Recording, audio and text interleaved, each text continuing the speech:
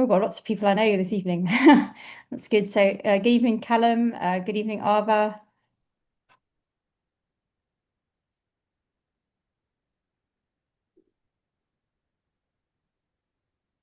Oh, good evening, Judy.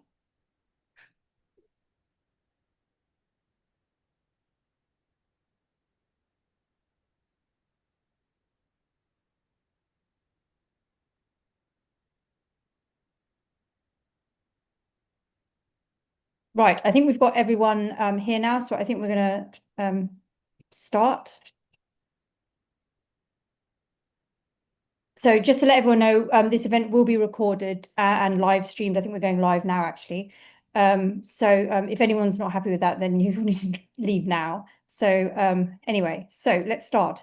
So thank you to everyone for joining the first Foodpreneurs Collective UAE webinar series and today's edition Foodpreneurs Collective CPG webinar, Navigating Uncertain Times in the UAE. Sorry, it's maybe not the best time for those attending iftars or going on to suhoor later. But we thought we should bring this event forward before Eid so we can help as many of you as possible.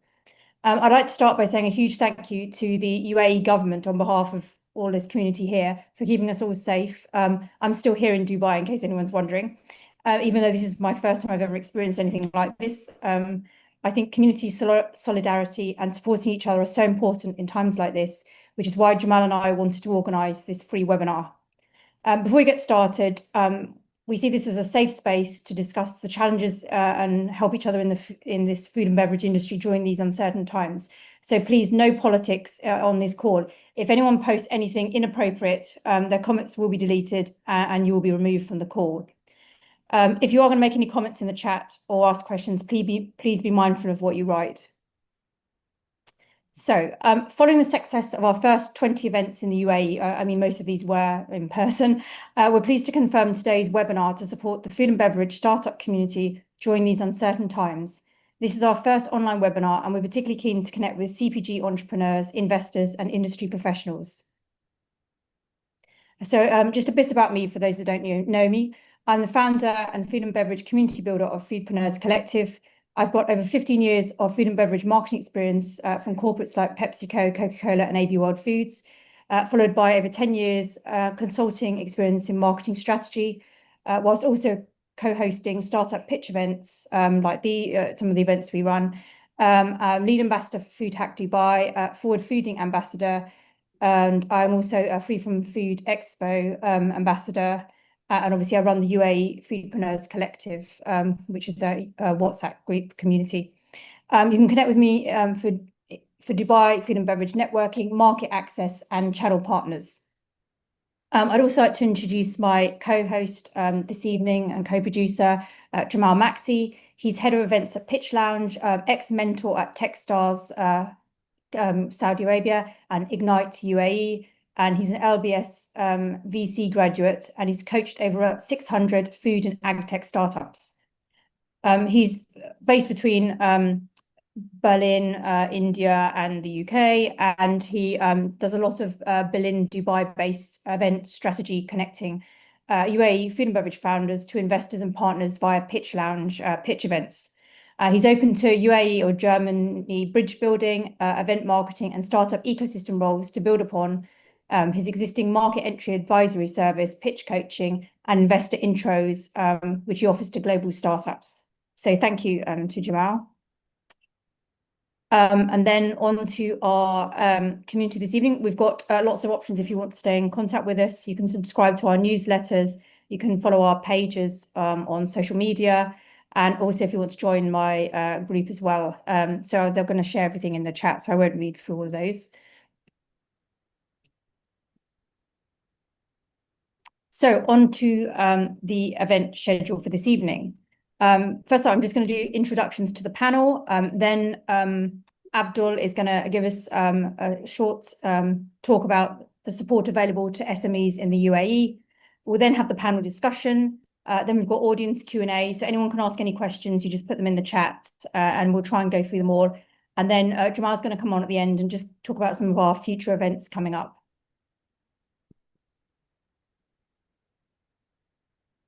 Our guest speakers this evening. First up, we've got Nader Amiri, General Partner of Homegrown Ventures and ex-founder of El-Grocer. We have Abdul Vaheed, Secretary General of the UAE Food and Beverage Manufacturers Group. We have Mazen, Kanaan, co-founder and CEO of House of Pops. We have Burne, co-founder and managing partner of AGS Food and Beverage Solutions, ex-AD Ports Group, ex-NADEC Foods and ex-Mondelez. And we have Dawson, co-founder of Elevate FMCG, co-founder of JD's Hot Honey and ex-founder of T Plus Drinks. A big thank you to all of these people this evening who've taken time out to come and be on this webinar this evening. I'm just going to go through each of them in a bit more detail for those of you that don't know them. So Nader, as I mentioned, is the general partner for Homegrown Venture and ex-founder of El-Grocer by Smiles, the online grocery delivery. He's the general partner at Homegrown Ventures, where he invests in and supports emerging CPG and food startups across the MENA region, helping founders scale innovative consumer brands. He founded El-Grocer, one of the UAE's leading e-grocery platforms, which was successfully acquired by Etisalat E&A Group and making a key milestone in his entrepreneurial journey. He brings extensive FMCG experience from global companies, including Unilever, Kraft, Mondelez, Coca-Cola, where he developed deep expertise in strategy, brand building, innovation, and shopper marketing.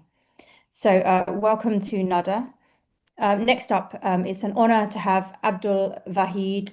He's the Secretary General of the UAE Food and Beverage Manufacturers Group and the Cluster Manager for the UAE Food Cluster.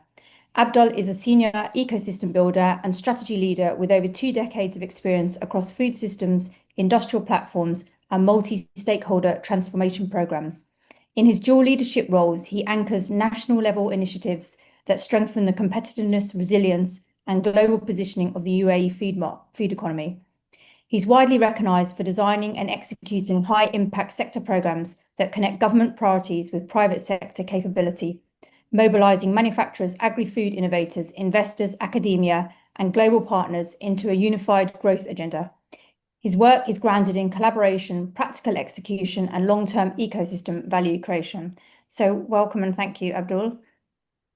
Thank you. Some details if anyone wants to join the group or learn more about the UAE Food and Beverage Manufacturing Group. Next up, we have Mazen Kanaan. He's the co-founder and CEO of House of Pops. He's an FMCG and brand building expert and champion of plant-based clean label frozen desserts.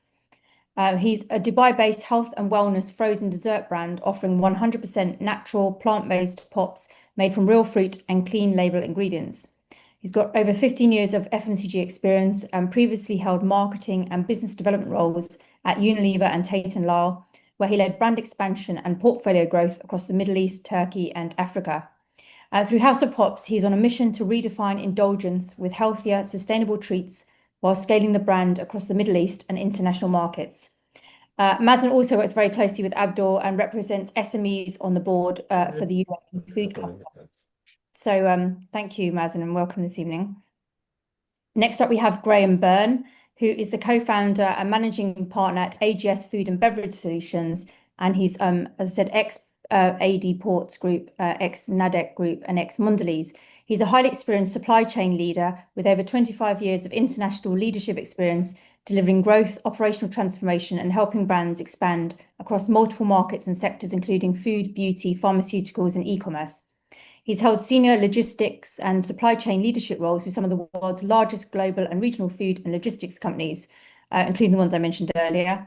And he managed the COVID vaccine distribution program whilst he was at AD Ports for the AD government. So I think he's got a lot of experience, and I think we'll have a lot of questions for him this evening. Today, Graham is co-owner of 2 UAE-based companies, Lab03, a Sharjah-based private label personal care manufacturing company, making various hair, skin, and beauty products for global and regional multinationals and entrepreneurs, and AGS Food and Beverage Solutions, a consultancy that helps regional and international food brands successfully enter and scale within both modern and traditional trade channels across the Middle East. So welcome, Graham. It's great to have you this evening. Finally, last up, we have Dawson, co-founder of Elevate FMCG, co-founder of JD's Hot Honey, and ex-founder of T Plus Drinks. So James is the co-founder of Unpack, an Amazon or Elevate FMCG, sorry, built by an FMCG brand owner, offering end-to-end support, so account management, design, and strategy to grow brands on Amazon across the UK and Europe.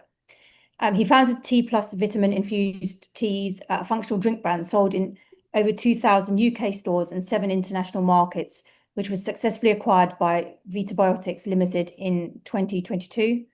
And as the co-founder of JD's Hot Honey, a fast-scaling condiment brand, and a non-executive director consultant at Elevate FMCG, James now guides food and CPG brands from startups to scale up using over a decade of hands-on experience. So welcome, James. I will add, James is based here for those that don't know him, but when he had the T Plus vitamin brand, he was based in the UK. Yeah, so it's great to have you all here. So thank you so much. Right. Next over to Abdul, who's going to give this update on the SME support. And I believe this is the first time he's sharing this information. So we're very honoured. Thank you. And over to you, Abdul. Thank you, Sasha, for setting this discussion. And it's very important that we have such sessions where every ecosystem player tries to do their bit to bring all of us together and try to synergize the knowledge that we can share. Let me just give you a background of the Food and Beverage Business Group and the UAE Food Cluster. The Food and Beverage Business Group is an entity that represents all the manufacturing companies and the voice of the industry, which represents the industry and talks to the government and tries to make sure that the policy is in alignment. Recently, the UAE government has looked at the various areas in which the economy can grow, and they've identified that the food ecosystem or food sector is one that is actually has a huge potential. So they've created what's called a food cluster, which brings together all the value chain players, including the manufacturers, the other value chain players like the retailers, the online retailers, everybody together to collaborate and work and develop the food sector. So the food cluster is here to run a program that will enable and accelerate the food sector. In this role, SMEs and new entrepreneurs have a major role. 94% of the players in the market are in the SME, and the government realizes that there is a need to actually support the SME sector and make it more vibrant and make sure that they are adding value to the ecosystem. In this context, there is a number of initiatives that are driven by the enabling or the free zones or the company formation entities or the incubation centers that's happening that most of you might be aware about. Now, there is no dearth of any support happening, and there are multiple strategies from whether it is Abu Dhabi government, Sharjah government or Dubai government happening. But what we need in UAE was a sort of synergy to create among all these players to cohesively work together or align these strategies in a way that we ensure that we are all aligned towards delivering value to the ecosystem. It is with this context that the food cluster is having a focus on supporting the SMEs. And Mazen is one of the SMEs that is the voice of the SME in the board, and he's bringing up issues that the SMEs are facing, and we are trying to bring about policies that will support SME in the long run. There's some of the programs that we have come up with, and there are many entities within UAE that support SMEs, and EGF is one of them. EGF is a government-driven fund that actually tries to invest into successful SMEs and try to take a partnership or a stake in the entity. There are, as a pipeline to growing SMEs, they're also running a program called Top Leadership 50. So there is Investopia. There are various programs that are being initiated. In all these things, the UAE Food Cluster and being part of the network helps you get to these programs more closer. So I don't want to go into any specific programs that is being rolled out because they are owned by various entities. At an ecosystem level, what we believe can be done is a few things. One is, as SMEs come up, they need to be supported in terms of their systems, in terms of their, probably VAT registration, corporate tax registration, and now e-invoicing is coming in. So we have enabled a mechanism by which you will get a 1-year license for Zoho One, which is one of the application softwares that can be used like an ERP software.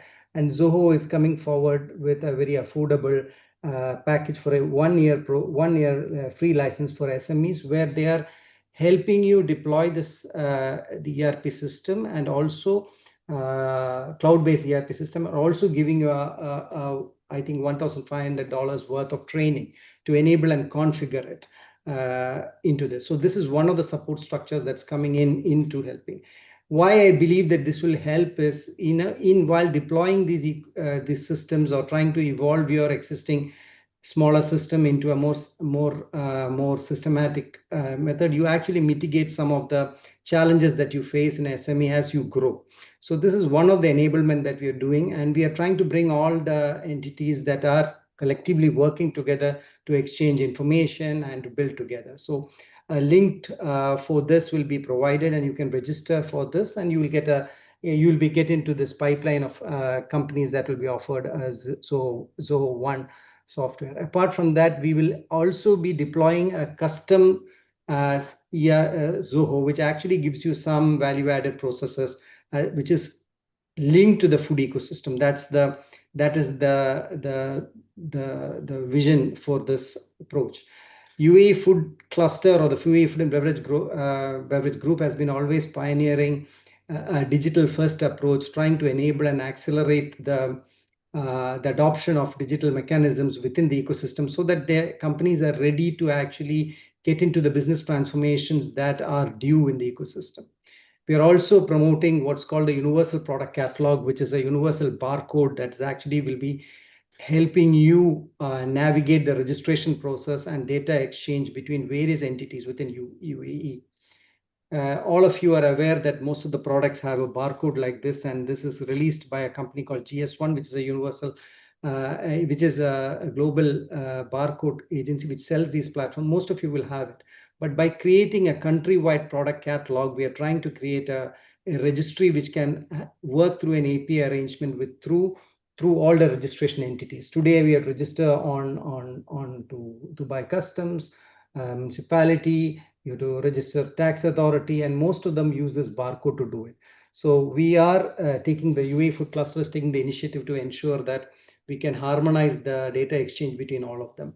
These are two initiatives that we are trying to do in support of this. Apart from that, there is a number of things that other people are doing, which we'll try to channel and make sure that the right information is reaching all the ecosystem partners. What I will encourage everyone to be part of is to be collectively involved or individually involved in these initiatives, so that you are updated on the opportunities. And most of these initiatives don't cost you anything.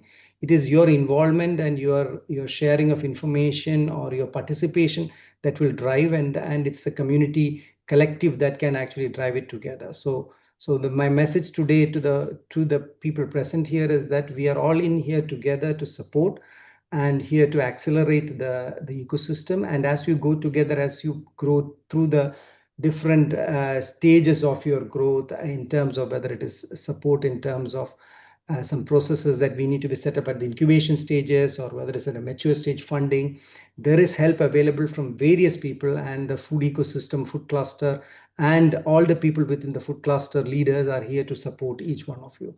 Please connect with the food cluster, and there is no commitments towards it, and this is an open information. I think with this I'll conclude, because a lot of speakers are there to actually share more information, and I'm here to take any questions afterwards. Thank you, Sasha. Great, thank you, Abdul. Right, back to our main section of the evening, which is the panel discussion. So I will start with some questions, and then afterwards we'll open questions up to the audience, and you can just write your questions in the chat then. So my first question, so some of these questions are ones that I'd been asked during the week, or I'd seen in my group, and some of these ones I just felt would be useful for everybody on the call. So my first question actually came from someone from the audience.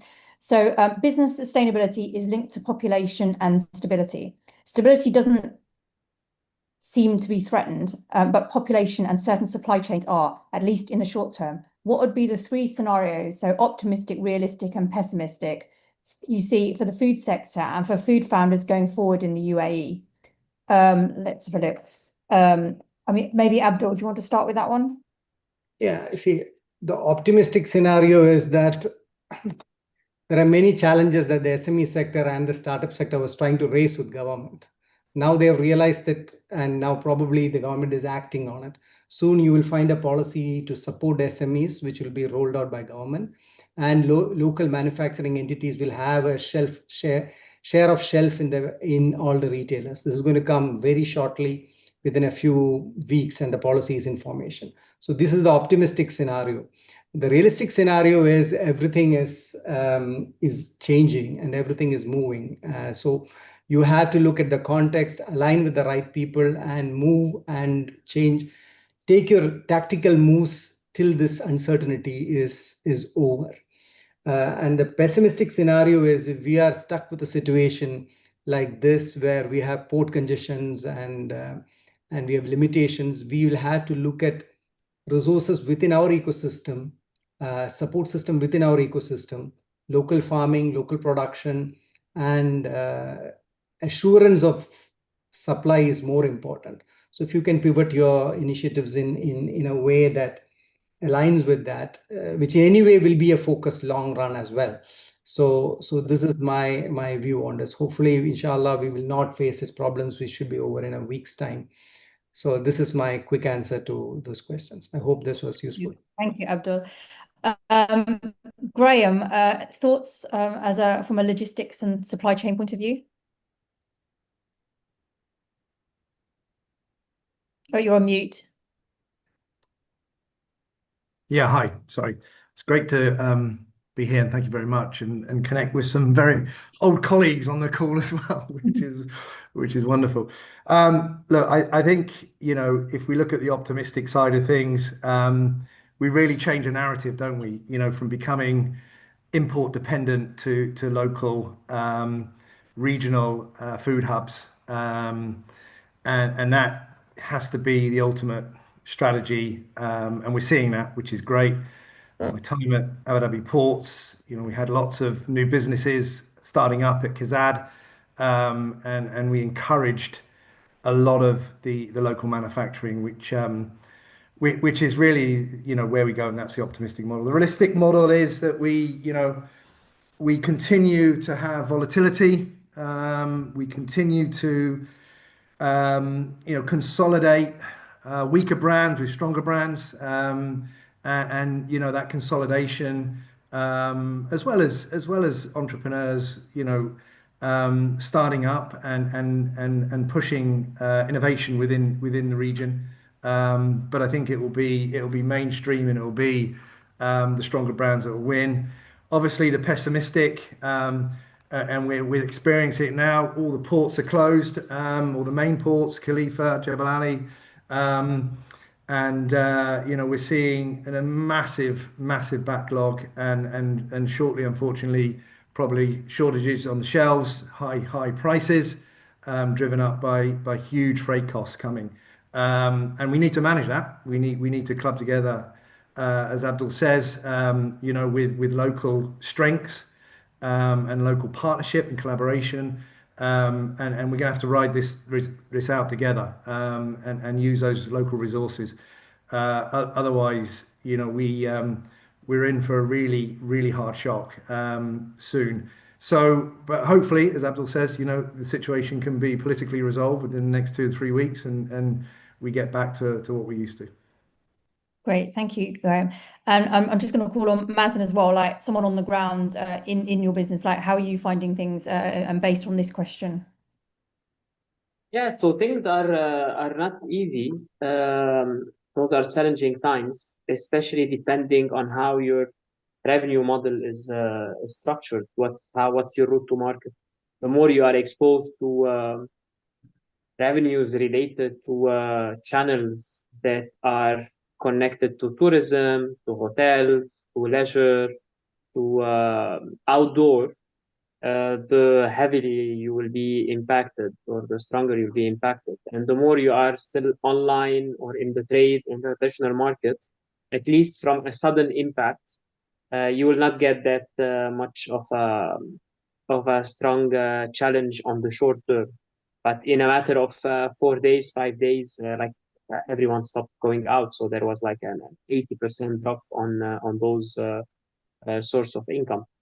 So looking, I mean, can elaborate more on the challenge, but if your question is about what's my view on the scenarios, I think, like, I echo whatever has been said. I think in the optimistic way is that while we're having this discussion, there's an announcement that there is a ceasefire, and then things are going, because I still think, I don't know if this is like part of entrepreneur, but I am generally very optimistic, and I think every day, okay, it's gonna be over today. But yeah, still I think there will be an impact, a recovery, because yeah, like the tourists are not going to come back immediately. There will be a time to recover. So even in the most optimistic scenario, and we are about to enter into the slow season of the summer. So I think, yeah, realistically, recovery, I see it back in October from my perspective, like where things can go good.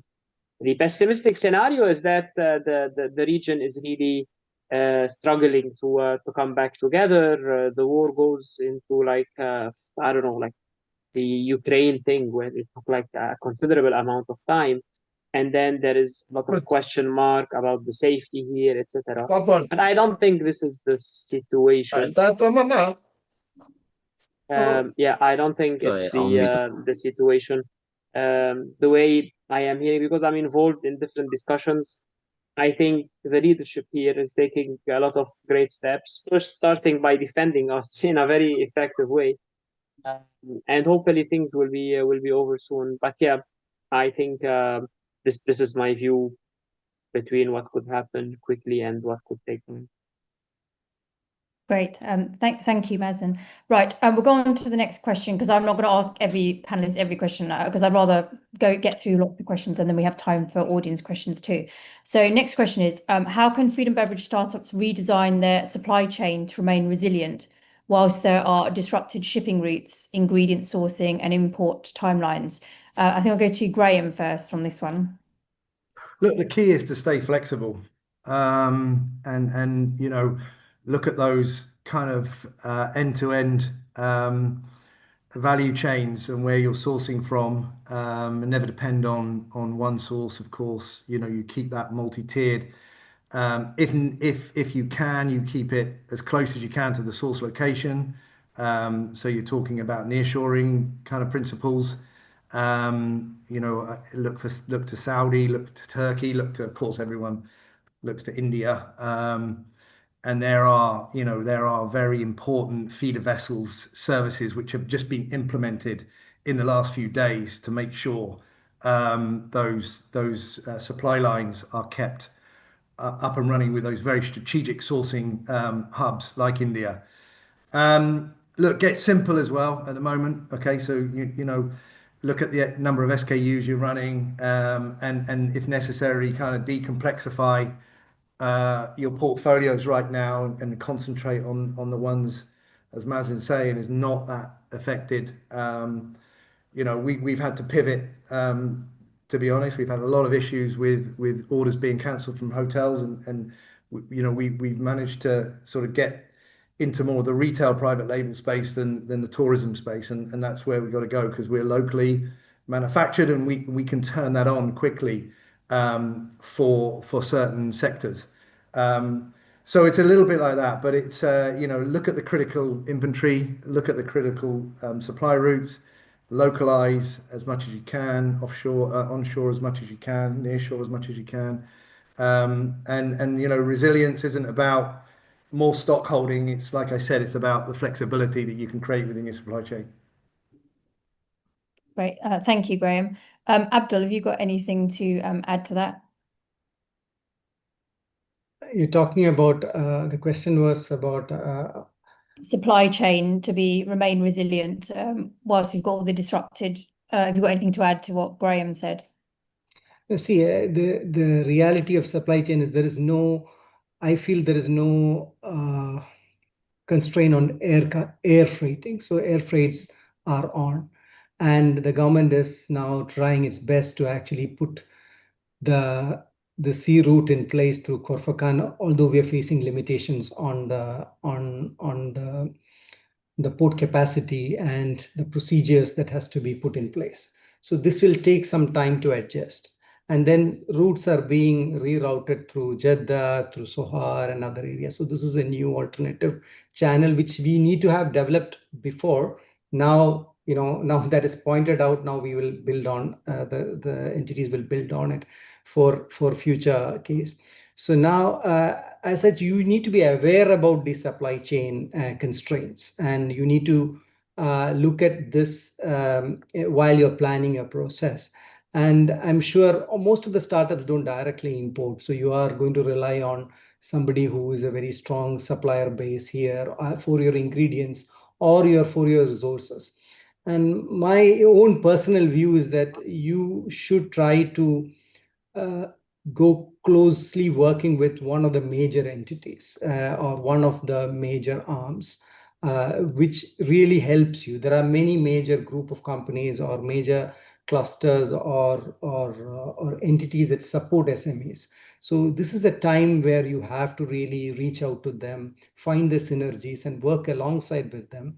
And there are major entities looking for people like you, because the DNA of a large organization is not to really open a new line or build a new product line. So I am aware that many major entities are looking for SMEs to really grow new lines, and they'll potentially invest in your lines and they will actually help you. So work closely with your target people, and that's the input that I can give at this stage. Great, thank you, Abdul. I'd like to bring Nader in as well now. Any additional thoughts to add to this? No, thank you, Sasha, and thank you again for putting this together very quickly on a short notice. I know, and thanks for everyone for making the time. I think it's an important subject. Maybe I'll touch upon the first one, because as you were asking the first question about the scenarios, and the other panelists were sharing. It reminded me a lot of COVID days, right? Nobody has a crystal ball. Like, we were wondering, is it going to last a week? Is it going to last a month? Is it going to last a year? And, I love what Abdul, Vaheed, and Graham shared, from a flexibility, resilience. So I was managing a grocery delivery platform back then. And, it just helped accelerate a lot of the things we were saying will happen. So, to Abdul Waheed's point, in terms of giving a bigger share of shelf, to local brands. I think Mazen shared on the WhatsApp group, support from retailers. It's things that should have been there anyway. So, if I take the optimistic side, it's things that should have been there anyway. And this becomes something that accelerates important things that should have happened. It's like, okay, guys, we've put this off long enough. Now is the time to happen. Let's, make sure the local brands, SMEs, get their share of shelf, payment plans, and so on and so on. These are things that now more than ever saying, okay, we've delayed these things long enough. Let it happen now, sooner rather than later. So I think if I look at it optimistically, there is a need from the retail market for local alternatives, right? It's like it's been delayed. It's like, oh, now is the time. Graham was sharing that, okay, Horeca or the hotels were impacted, but the retail is in need of it. So it's every founder and entrepreneur's role to find what are the alternatives. Okay, I'm hit here. How can I recover it there? I have an ingredient that may be short. How can I reformulate? It's about how do you sustain, right? It's about sustaining some short-term shocks to benefit in the longer term.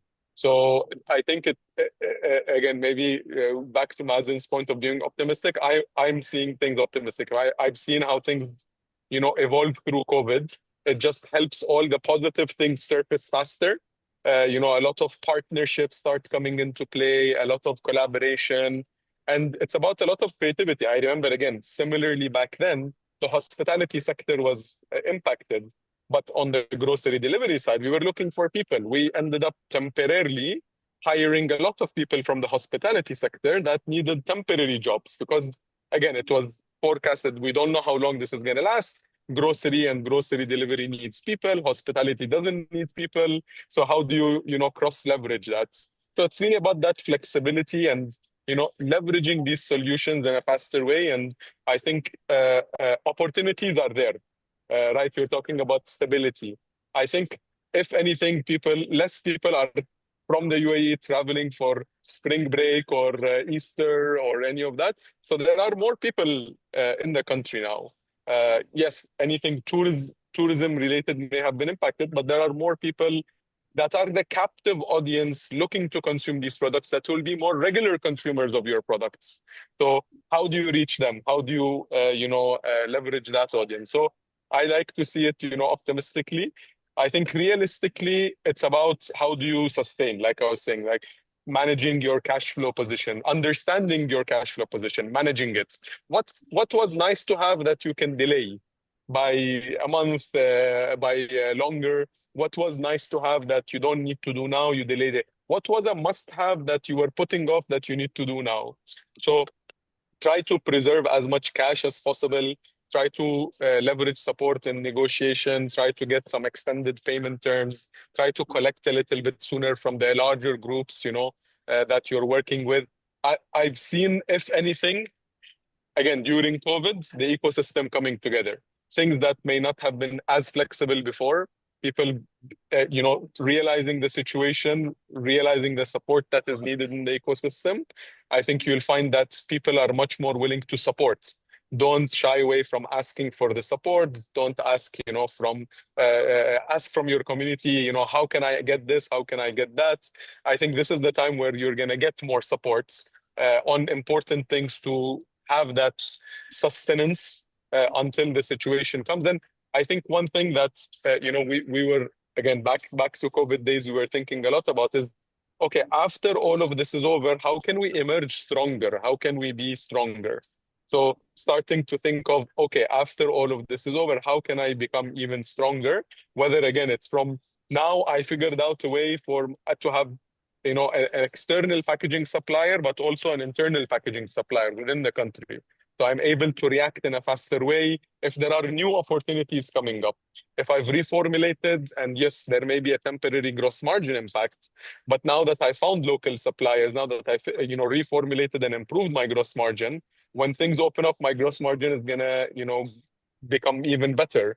So there's definitely planning and thinking to do of, okay, once all of this is over, how can I capitalize on the opportunities that I've built? So yeah, I look at it again more optimistically. I think there's a lot of opportunities out there, and it's about connecting with the right people and finding those opportunities. Great, thank you, Nader. In the interest of time, I'm going to go on to the next question now. So, obviously, with input costs rising like fuel, shipping, commodities, how should startups balance price increases with maintaining customer loyalty? I'm going to start with James, so I can bring him in. Thanks, Sasha, and hi everybody. I hope everybody's good at this time. So on this question on prices, this is always a sensitive thing, and it's always something that comes into play at times like this. It did in COVID, and I'm sure it is for everybody now. And it's something that a lot of people like to put their head in the sand around, because as costs creep up and you have entrenched yourself in an RRP within your category, there's always reluctance to increase that or amend that. So I think the first thing is just to be honest with customers. If you're experiencing cost increases due to logistics and things like that, or commodity increases, your customers are aware of that. Your retailers are aware of that. That's not a secret. So you can be open, honest, and you can share the challenges. It's about the relationships that you have. Now, when I've had to put cost increases through in the past, with my previous brand, current brand, and like I'm sure a lot of people on here, we all have businesses that are based on value add within a category and products that are differentiated for whatever reason, ingredients, production, etc., etc. Now, that's a good justification in terms of positioning price and in terms of justifying to a retailer, for example, why your price has to go up because of the benefits of your product or service. Now, as and when you do have to put costs up before you jump into putting an increase to a retailer or to a customer. There are other things that you can look at. Pack sizes, for example. We've done that in my wife's hot honey brand, for example. On cost increases on honey, we dropped from a 350 gram to a 260 gram bottle in order to not disguise the price increase, but obviously kind of flatten out and reformat it. And in reality, again, with one of my previous brands, when we had this during COVID and we were just squeezed with packaging prices, distribution, everything else. When you have to do it to a retailer in particular, do it once. The one thing that retailers don't like, and I've got experience with this working with some other brands in the UK, don't do 3% increases now and then keep back and potentially do another few percent in a few months.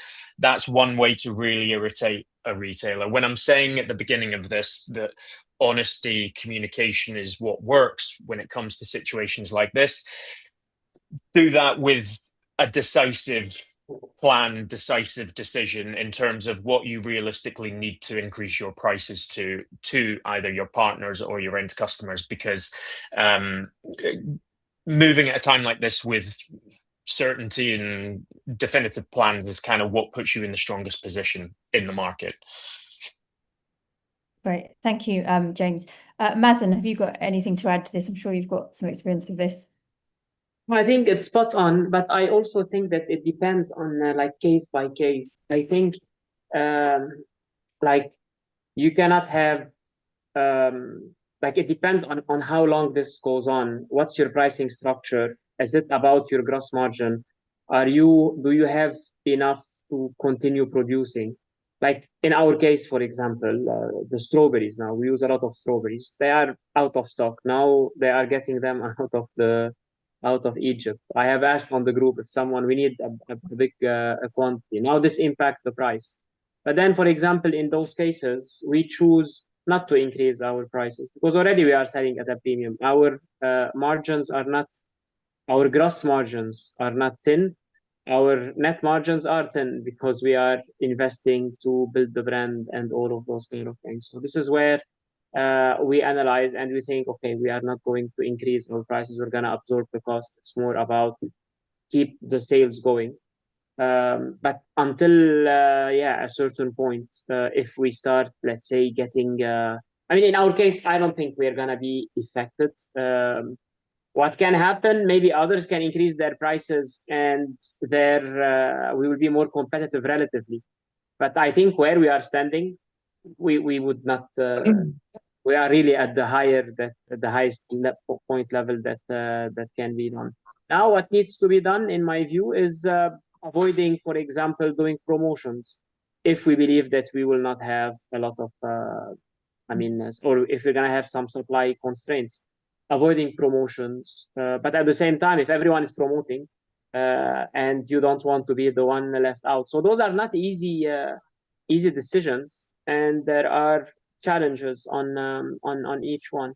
But I don't think that if someone increases the price during these times, it is badly perceived. People understand that things are increasing. They are already buying the raw materials, so the byproduct or the final product, they will understand. What's important is to be transparent.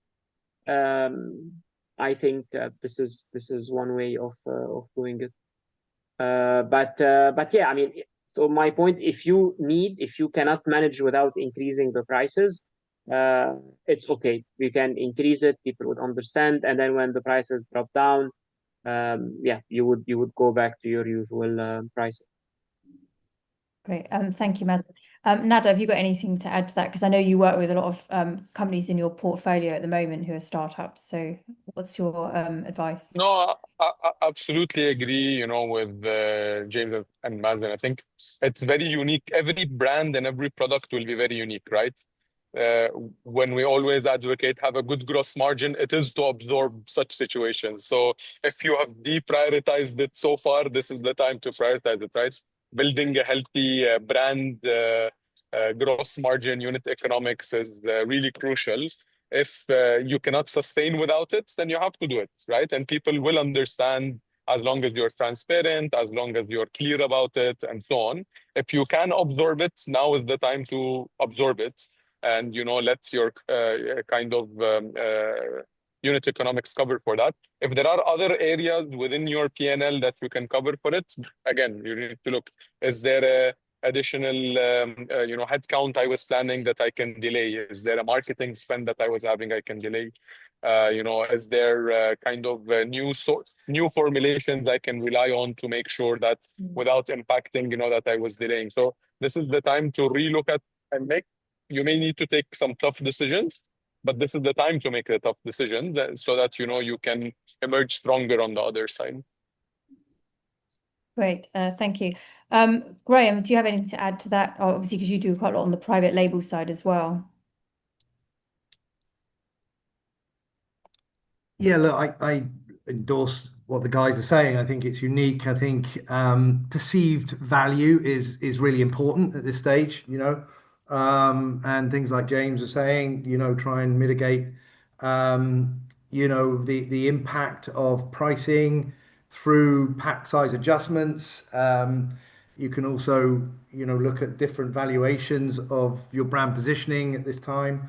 And certain tactical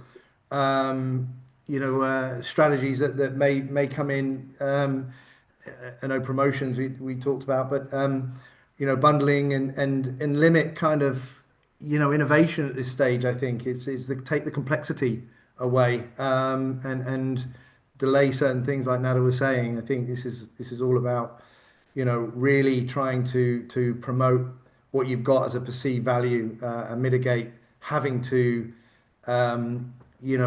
get into the margin issues too much right now. From the government side, I think there is no price cap as of now. Government is trying to give a free floating approach on prices. So it's up to you to sort of justify the price with the retailer and in partnership with retailer. The other aspect is about product reformulation, and if this is an opportunity to reformulate, this is the time to go for it. And there is a directive from government not to actually ask for relisting fee if there is a barcode change for the reason that it's reformulated. So that's an incentive that the government, we have asked the government, and they have allowed it as a letter to the retailer. And even now, I could see that the government is actually trying to support no listing fee for SMEs, or they're trying to lobby for that. We'll have to slowly get the retailers on the table for this, but now they're open. We can see, Mazen knows that as a Union Corp has been one of the first retailers you should try with is Union Corp, because they want to become the role model retailer, and therefore and then you'll see other retailers following. Great, thank you, Abdul, for that. Right, in the interest, I'm going to jump a few questions. Right, next one I'm going to go is take a different area. So how should food and beverage brands communicate during these uncertain times? Should they stay neutral and focused on product, or should they address broader social realities? James, I'm going to ask you first on this one. So I think the first thing that I would say on this is stay authentic to your brand and your type of communication. If you're a snack brand, be a snack brand. Don't be a political commentator. Don't be going to become a news outlet at this time. Now, that said, also don't be tone deaf. Now, if people are facing hard times and cost of living, etc., is up, don't go out with a hard buy now message. So be in tune with what's going on, but in a sensitive way. But I think the main thing about communication at this time is just be consistent. And a lot of people can, again, put their head in the sand and go away because there is a volatile market and a volatile world outside. And so they think that they don't have a place for communication. But if your brand is built on a certain tone of voice and consistency of communication, make sure that stands up in a time like this. Because if you've got customers that like your brand, respect your brand, and where you've built your brand, then that consistency is what will maintain your visibility and is what people will respect in this time. And just like we've kind of touched on before, being transparent, being open, being honest about what's going on at this time, how it's affecting you, how you're navigating it. That's what you need to be focusing on at this time. I think make sure you're present, make sure you're consistent, don't disappear, don't put your head in the sand, and yeah, just make sure consistency and communication is always ever present, especially at a time like this. Great, thank you, James. Nader, have you got anything to add to that? Yeah, I absolutely agree with James. I think, first and foremost, it's a business, it's a brand. Be a business, be the brand. And in fact, it is known globally that when there are difficulties in life, people usually go to their little comforts, right? So what's it called? The lipstick effect or the chocolate effect or whatever it is. So people are looking for those smaller comforts and conveniences in life, and nothing will make you feel better than to connect with the audience in that tone, and that people are looking for those are these brands that I usually see within the community, within the local ecosystem. Are they still active? Are they still producing? Are they still there? So kind of being there for people, being there for the community, being there for the ecosystem, sharing the right tips and the tone of the brand and the voice of the brand, giving people those day-to-day joys and pleasure, because end of the day, it is those brands that you consume on a daily basis that give you the comforts and the continuity and, looking forward to better days ahead that will come. Great. Thank you, Nader. Mazen, have you got anything to add to that? Yeah, about how to deal with this. I think it depends also on the brand. Some brands are, so I see brands as people. They have different characters. Some people are activists. Some people, like, the first thing they come, they start like, I'm on a WhatsApp group. There are people, whatever happens, they come and they give you the background of it and the strategy. Some people are quiet. So I think depending on the brand, what's the DNA. For example, in House of Puffs, we are an apolitical brand, all right? So we don't comment on things. However, that doesn't mean that we can have a human approach to things, or we can even ask for help or for support. So yes, you can communicate, but the communication should be in line with the whatever your brand DNA is and tone of voice. I also think, like, it's also important to like, I'm not a big fan of always asking help. Like, I don't like to be in a position where guys on social media support us, we are homegrown, etc. There are different views, okay, and I think that it is like, people know if you communicate, if you are there, if you say, you know what, we are staying here. I think you can send a message without really asking, come and buy from us. And this is by, for example, acknowledging, like, the people who are still going to open the shop or operate, by saying that, guys, in those tough times, having, let's say, refreshing with an ice cream can be. So I think an indirect way, people is a nice, where you keep a nice, yes, communication line with your customers. But I also think that on the other side, it is extremely important to ask for support, not like directly with the consumer, but in the ecosystem. This is where I'm spending 80%, 90% of my time, because people are willing to help, especially for SMEs. And we should not underestimate the power of asking. Everyone I knock the door, not everyone, almost everyone. I have one person who I did not have a great discussion with them today, but like everyone, like even the landlords, They will say, yes, we'll support you. We're not going to put the check for the rent, for example. This is no, I go very aggressive and I ask, no, you need to support us. Like we go, I like, if there is a 30 or 40,000 dirham rent due this month and you are not able, for example, to pay your the full salaries, this would make a bigger impact for your people, those 40,000, than for Dubai holding this 40,000. So, but they are all, for example, supportive. This is number one. And I think we have a beautiful ecosystem, and Vaheed is leading it. And he gets all the credit for building such a nice community. So we talk to them, they ask you, okay, how can we help? Within whatever they can. And once you feel that you are not alone in this, it gives you a sense of comfort. And this can give you a bit more energy to keep going. So we reached out to banks for support, we reached out to landlords for support, we reached out to suppliers, to creditors, yeah, everyone is being helpful. So while maybe from a brand perspective, I would keep the discussion with the consumer, not really help us, but being a bit smart. But I would go more with the B2B relationships, or like with the ecosystem, asking for support, because this is the time for it.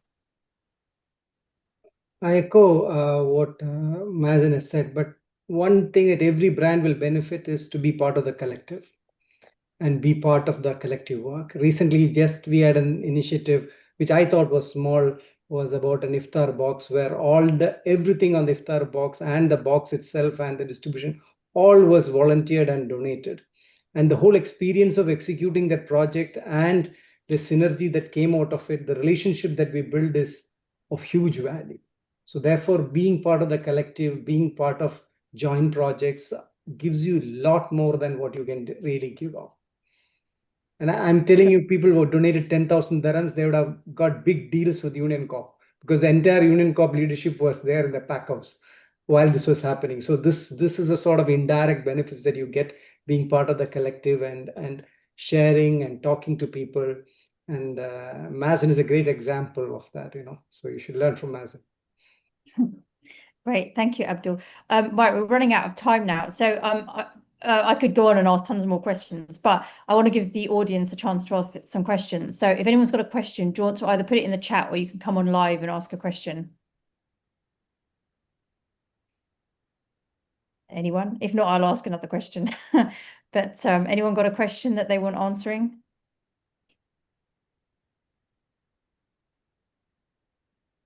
Oh, someone's got a question here. This is probably to Abdul. Is there a list of food incubators? Yeah, I can send it to you. I don't have it handy now, but I'll have to pick it up and give it to you. Great, thank you. Anyone else got a question?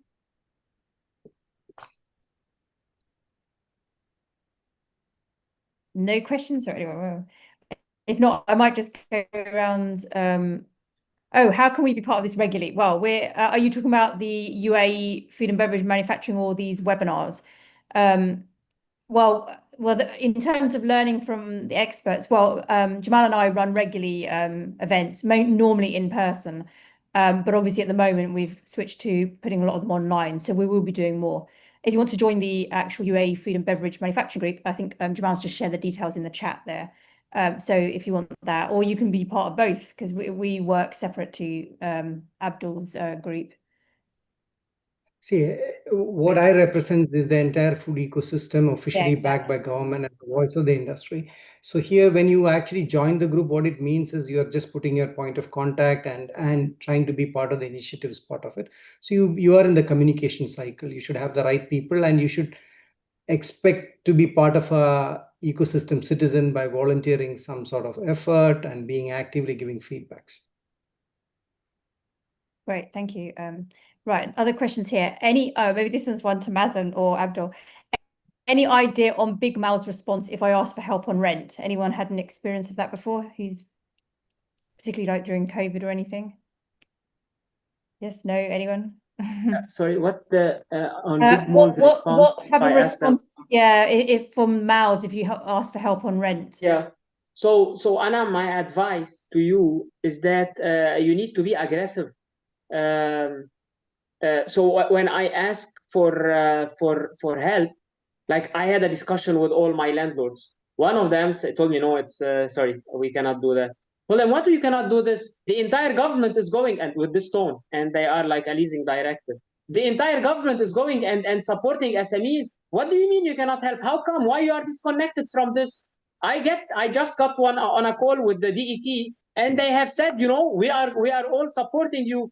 How come? This is your responsibility now. We have always been paying our duties. Now, when things come a bit challenging, you say we cannot. We need. How? So like this, I've not been on a call with anyone, but you know, this is how you do it, while being respectful. But they should know also, because also the government is supportive. And I talk with people, and they say you go and you talk, and if they don't, tell us.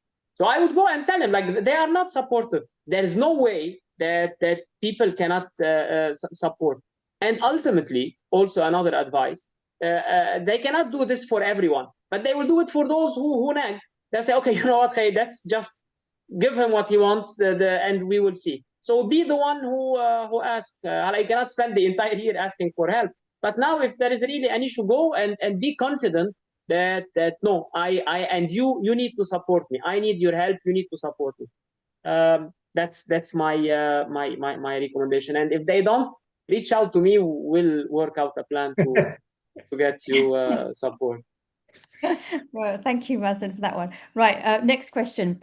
How can I assess if I should manufacture myself or outsource if money is not the issue? I'm new to this, so what should I consider? Like, who'd like to answer this one, Nader or? There's enough production capacity in UAE, therefore please don't manufacture and don't set up anything. There are plenty of manufacturing outlets running below capacity. So we will figure out from where you can manufacture, no problem. Oh, that's handy. Thank you. I'll also add on this one that I think initially, depending on if you're supported by a huge fund or you're starting, but first prove the concept, the working, even if you want to settle with a very thin margin, even if you will make some losses instead of going, because first it will take you so much time to get your own manufacturing. This is number one. Number two, the money, the sink cost is a lot, and the exit is very expensive.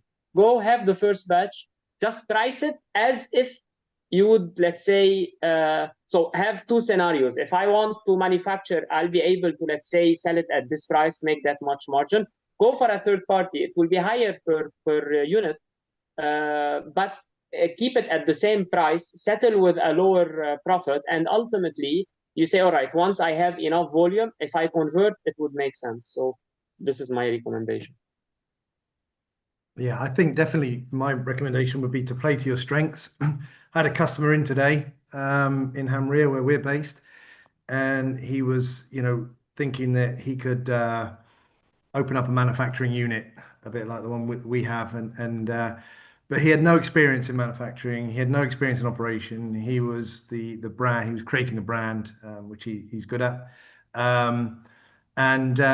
you know, absolutely makes no sense for him to get his fingers into manufacturing or operations, even though, you know, potentially he could have a lower unit cost. But that's not his strength. That's just not his strength whatsoever. However, you know, when I was outsourcing my manufacturing to a co-man, being a manufacturing, I did take the decision to build and make my own manufacturing facility, because operationally that's our strength, and our gross margin has gone up 20% by doing that.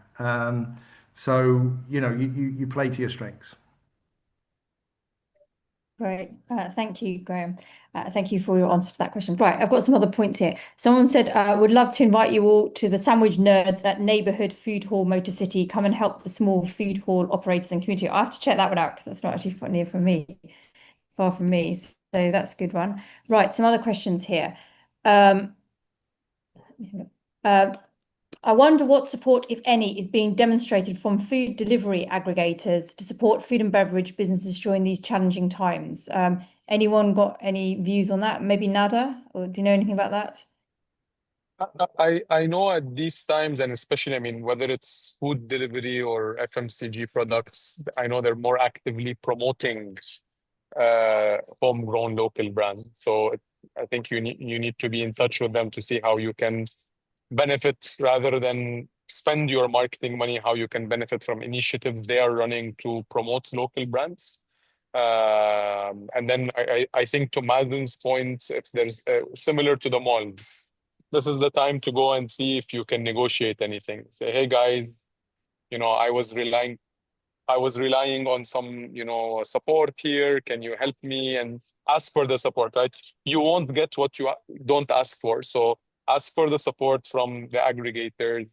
And you will find that most of them are actually proactively doing that. If you go to any app today, they all have sections and trying to drive more traffic and more awareness behind the local brands. Great. Thank you, Nader. I'm just trying to get through the questions. Right, next one. My restaurant in JBT opened 3 weeks ago. Should I invest now in a big marketing push and a grand opening event to boost customer traffic, or would it be wiser to hold off for a bit longer before spending more on marketing? Anyone want to give a view on that one?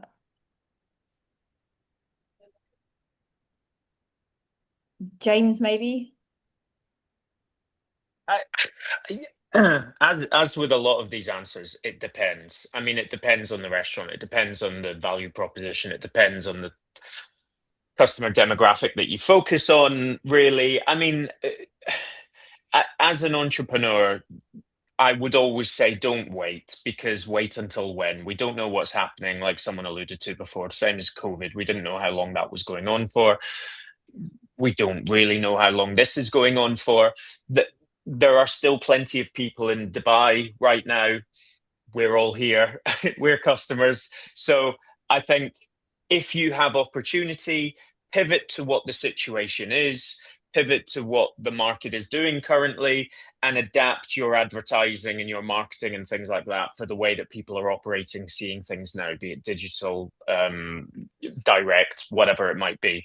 But I wouldn't say necessarily to delay things, because now is an opportunity, as we've all kind of alluded to during this session. Now is an opportunity. It's disruption, but it's opportunity as well. So you can make a march on your competitors by getting your brand out there at this time.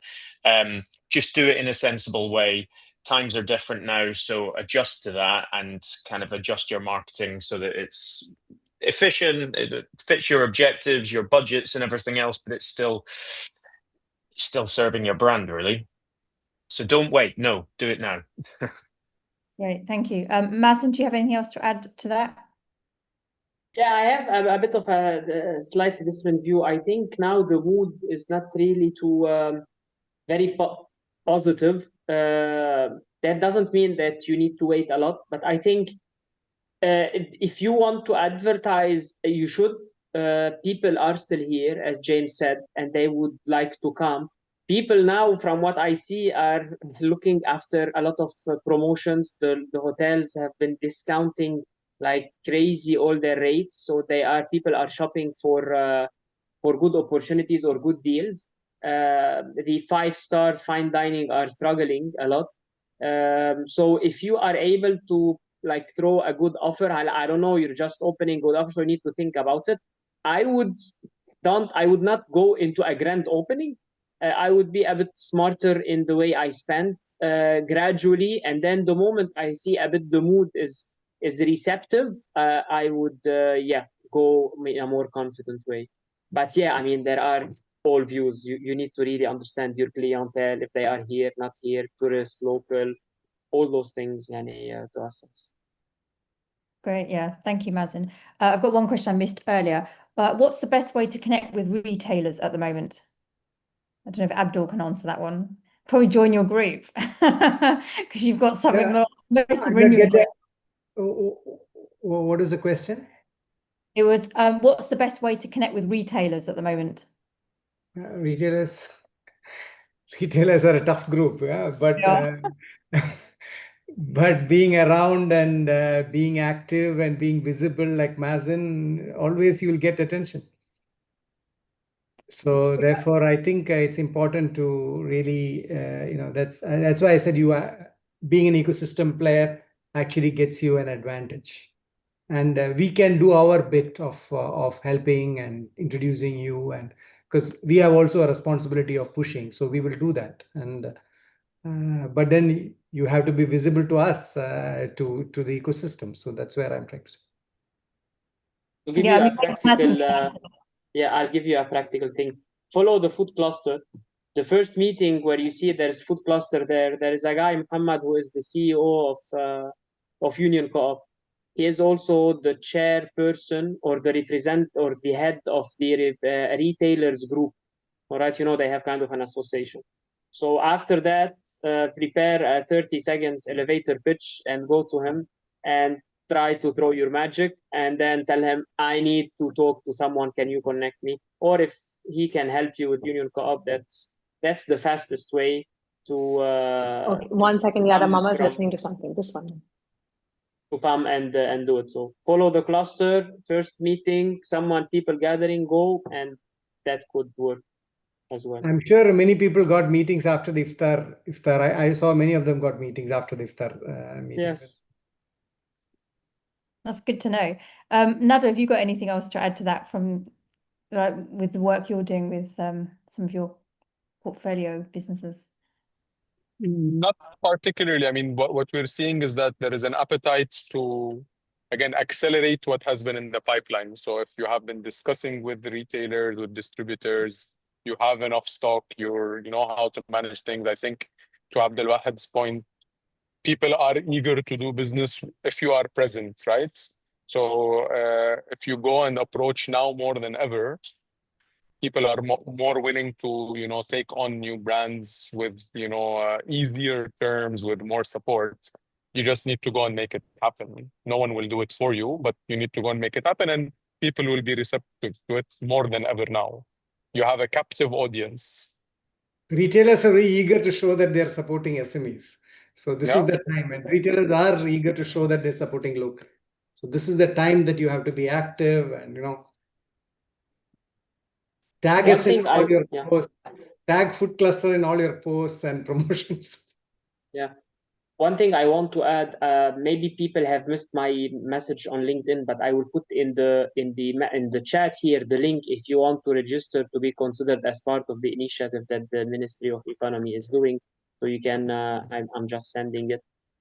This is yeah, one way. Another way is that again, with the food cluster, I am representing the SMEs. We have different proposals, two proposals mainly. One of them is how can we replicate whatever Spinneys is doing in terms of incubators across a larger retailer. And I have taken it with Muhammad, with the Union Co-op, and we are progressing on this. And we are working maybe to incubate it in the co-ops first. And that could be a great opportunity. And it's not really driven by a retailer, it is driven by the cluster. And the brands would be able to be part of it and go through this journey. So if this comes, I think it will be a very strong major win for the food cluster as a whole and for the SME part of it. So I'll keep you updated, but we are progressing on this one as well.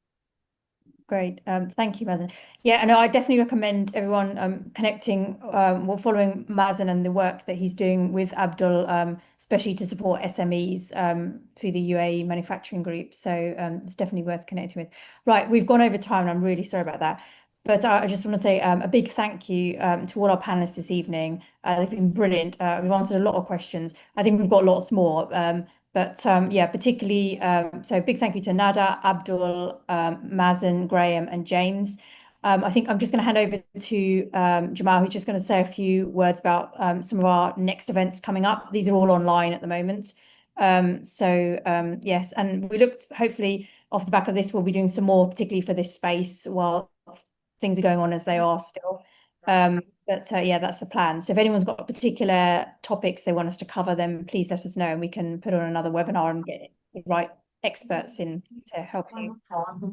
So over to you, Jamal. Yeah, can you hear me, Sasha? Yes. Yeah, thanks everyone. Thanks everyone for staying with us, and wonderful, what an engaging Q&A and fantastic expertise from Nader, Abdul, Mazen, Graham, and James. Thank you for joining us. Look forward to doing more of these. Actually, we do have also with event partners, the companies that they're linked to. We've got a few also that weren't on the call. Mirage and Mirage.com does our branding, and obviously Food Hack Dubai that Sasha's linked to.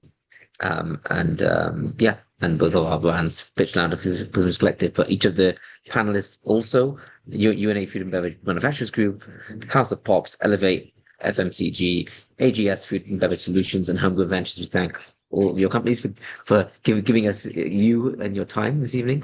I know some are rushing off to support startups and also away from their families. So thank you very much for your time. Much appreciate it. The next slide, please. Also, a handful of you also donated during the registration process. We much appreciate that. It enables us to continue doing these things. We also run an internship freelancer academy for online event production and startup investor events, and enables us to pay interns and to keep building and doing these events. So much thankful for that. For those who didn't notice that or got the link directly, there's still an opportunity to donate if you wish. There's some links being pasted now in the chat. Upcoming events, we've got a few events coming up, including another webinar.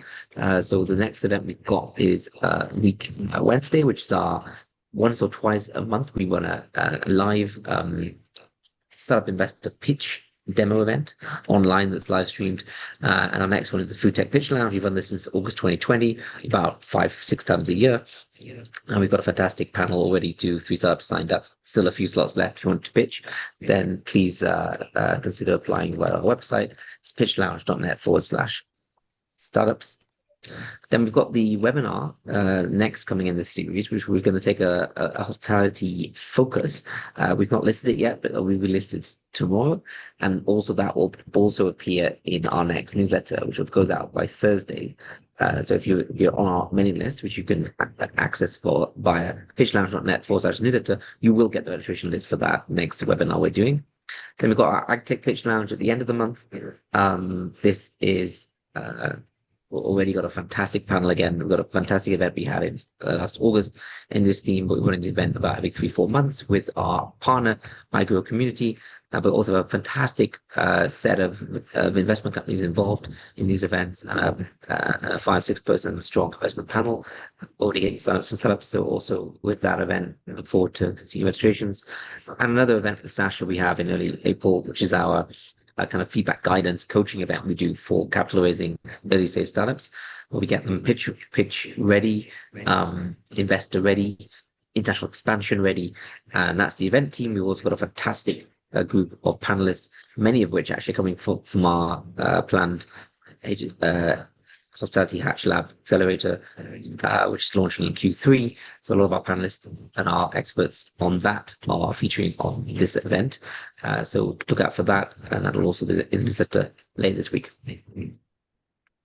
You can join our various community groups. We've got various groups that are very supportive, including on LinkedIn, that focus on the MENA region, that focus on food and beverage pitch events generally, but also focus on female founder support. And Sasha was a really, really fantastic WhatsApp group. I'm sure many of you are already in that. If you're not, please join. It's great. And you'll find that link on that web page. I'll just paste it in the chat. And lastly, if you want to, consider partnering with us and helping you want us to run events for you and webinars like this, we can do that. We've got various channels, and even use your channels as well. And we can work on a bespoke arrangement, Sasha and I, to make that happen. We've done that for governments, expos in Saudi, in UAE, in the Netherlands, in the UK, and Germany. And we can do it for you when the time is right, or for the time being, we can do it online, however which way we can do it. Yeah. Thanks, everyone. That brings us to the end of the event.